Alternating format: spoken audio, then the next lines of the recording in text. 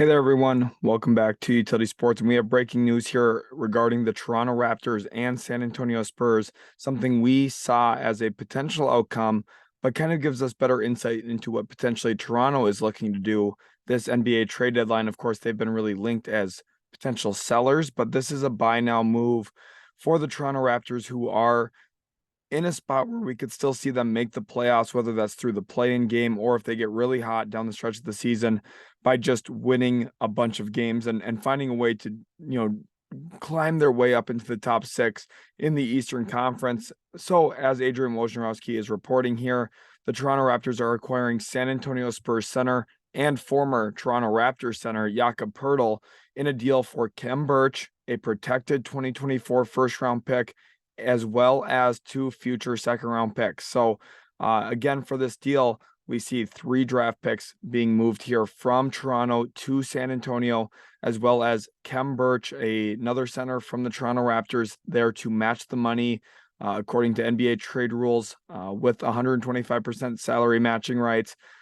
For Jakob Poeltl, this is definitely an interesting move. If you guys have enjoyed the content here at Utility Sports, please leave a like, subscribe to the channel for more. We'll be live during the NBA trade deadline day all day long, so make sure to stop in for that live stream.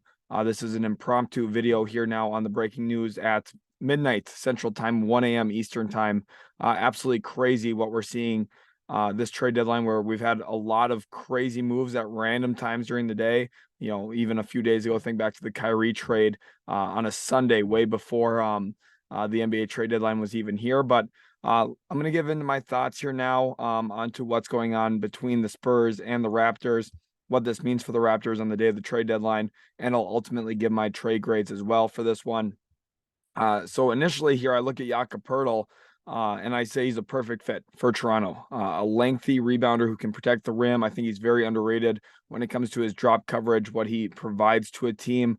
Now, when it comes to the postseason, I think he's a lot more playable in the Eastern Conference than he is in the Western Conference. You look at some of the best teams in the East, and it's a little bit more forward-driven, a little bit more downhill attack-driven. You think about guys like James Harden, Jason Tatum, Jaylen Brown, who, of course, fractured his face tonight. Then you also look at Giannis Antetokounmpo. The East is a little bit more about driving the basketball, a little bit stronger play, a little bit more, paint-oriented, whereas the West, you have a lot of guys who are snipers from deep. Obviously Steph Curry, Dame Lillard, 2 guys that jump out to you. But even, think about Jamal Murray, the way that he operates there for Denver. Desmond Bane as a perimeter scorer. Obviously, John Morant is a downhill attacker, but a lot of that's predicated off of speed, athleticism. Jakob Poeltl, I think, is a really good fit in the East, specifically for Toronto here when it comes to limiting some of the players and some of the teams that they would potentially play against in a playoff series. And Toronto knows him. They know him very well. Nick Nurse coached this player in Jakob Poeltl. I'm sure that they had a lot of discussions about him. I know last year they did as well at the trade deadline. They were very interested in getting a deal done, from my understanding here, about a potential acquisition that we have now seen finalized, right? Jakob Poeltl headed back to Toronto. Now, I think it is rather steep. I do not have the protections as of right now on a deal here. What does that look like? What are the protection backups here?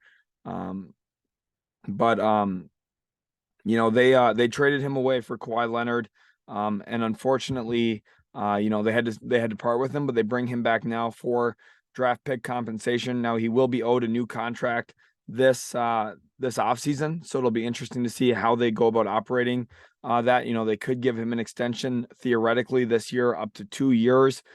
So by the time you guys are watching this video, maybe more information is out on that. And I think that would be a smart move for Toronto to ink him now, especially since they do have other guys who are headed toward free agency in Fred VanVleet, Gary Trent. Now, I do think they did give up quite a bit here, 2 second-rounders and a protected first, as well as Khem Birch. Khem Birch doesn't really factor into my grade here, but a first and 2 seconds is a pretty high price to pay, in my opinion, for Jakob Poeltl. Luckily, that first is not this year, though, which I'm sure that there was a little bit of, finagling between both sides on what that was going to look like. Ultimately, here for the Spurs, I'm going to give them an A. Just given the direction of their franchise, Jakob Poeltl, maybe he could have fit into that core. Maybe he could have been a piece that they kept around, but ultimately with where they're at, I just think they're a ways away from winning. I would prefer them to go out and get draft assets and kind of reset their clock a little bit, and that's what they did here. And I think they got a very good price point for him. If you ask me, in a vacuum, what is he worth? I would say a first, or maybe a vast collection of second round picks. Right? They end up pretty much getting both of those things here with 2 seconds and a 2024 first. But for the Raptors, I don't hate it. Given where they're at currently as well, they believe in their squad clearly. Masai Ujiri, I think this pulls them out of the seller category to a certain degree. Now, Van Vliet, Gary Trent Jr., a little bit different, and potentially OG Anunoby as well, a little bit different. Siakam's not going anywhere, and I still think that the Raptors have interest in winning, and I think that they have potential deals that they could still make tomorrow to continue to win.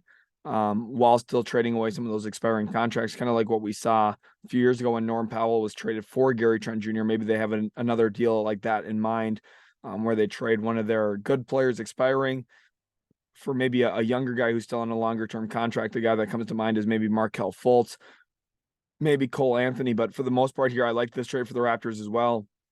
I give the Spurs a very strong grade. I would give the Raptors here a B+ or an A-.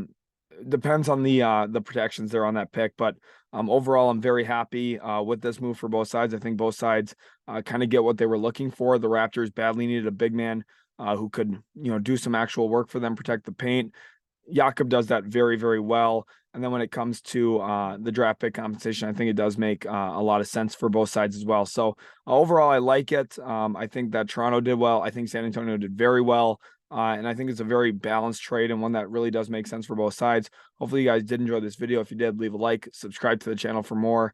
Come stop in the live stream tomorrow as well. Don't miss out on more of the content here at Utility Sports. Hit that subscribe button, and we'll catch you in the very next Utility Sports video.